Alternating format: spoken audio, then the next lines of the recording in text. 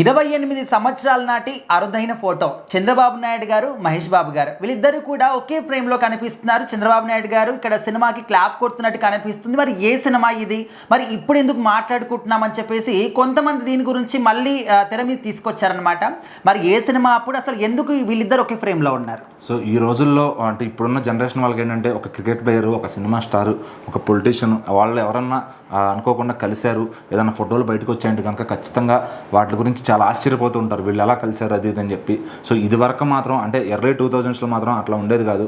So అప్పట్లో ఎవరైనా సరే చాలా ఫ్రీగా, ఎందుకంటే అప్పుడు మీడియా కానీ సెల్ ఫోన్స్ కానీ అంత ఎక్కువ ఉండేది కాదనమాట. వాళ్ళు ఎక్కడన్నా ఒక హోటల్లో కలుసుకున్నా కానీ చాలా ఆ ఫోటోలు బయటకు వస్తే చాలా అంటే చాలా ఇంకా ఆ ఫోటో తీసిన వాడు ఒక స్టార్ అని చెప్పొచ్చు, ఆ కెమెరామ్యాన్ అయినా సరే ఎవరైనా సరే. సో మరి అట్లాంటిది ఈ రోజుల్లో ఎవరి చేతిలో ఫోన్ ఉంటే ఎక్కడ హీరో కనపడితే ఎక్కడ పొలిటీషియన్ కనపడితే అన్నీ కూడా వీడియోలు టైం టు టైం సెకండ్స్లో బయటకు వచ్చేస్తున్నాయి. సో మరి అంత ఫాస్ట్ అయిపోయింది కమ్యూనికేషన్ అనేది. మరి అలాంటిది ఒకప్పుడు చాలా రేర్ ఫోటో అయితే ఇప్పుడు ట్రెండ్ అవుతుంది అనమాట సోషల్ మీడియాలో. అది మహేష్ బాబు గారి సినిమాకి చంద్రబాబు గారు క్లాప్ కొట్టడం. సో మరి అది ఏ సందర్భంగా అని అందరూ కూడా ప్రశ్నిస్తూ ఉన్నారు. అయితే రాజ్ కుమారుడు సినిమా మహేష్ బాబు గారి మొదటి సినిమా అనమాట. దాని ఓపెనింగ్కి వైజయంతి మూవీస్ వారు చంద్రబాబు గారితో ఉన్న ఒక సన్నిహిత్యంతో ఆయన అయితే ఇన్వైట్ చేశారనమాట. అదొకటే కాదు, ఆయన అప్పటికి రాష్ట్ర ముఖ్యమంత్రిగా కూడా ఉన్నారనమాట, 2 తెలుగు రాష్ట్రాలకు కలిపి. సో మరి అప్పుడు ఆయన పిలిచి చాలా ఘనంగా ఈ వేడుకను అయితే చేశారనమాట.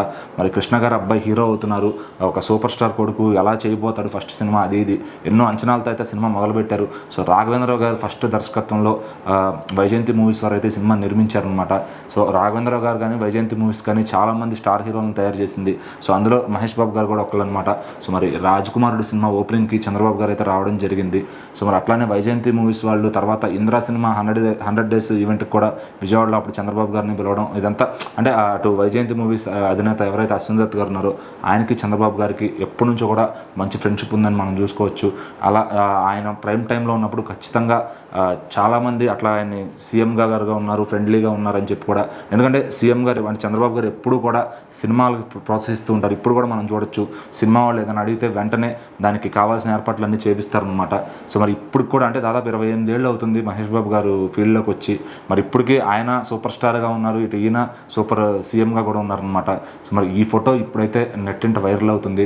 సో మరొక్కసారి వాళ్ళిద్దరూ ఏదైనా సందర్భంలో కలిసి ఇలాంటి ఒక ఫోటోని తీసుకొస్తారా, అంటే మూవీ షూటింగ్ లాంచ్ కాకపోయినా కనీసం ఏదైనా ఈవెంట్లో వాళ్ళిద్దరు కలిసి ఒక ఫోటో వస్తుందా అని చెప్పి అటు మహేష్ బాబు గారి అభిమానులను అటు చంద్రబాబు గారి అభిమానులను ఒక ఆసక్తి అయితే ఉందన్నమాట.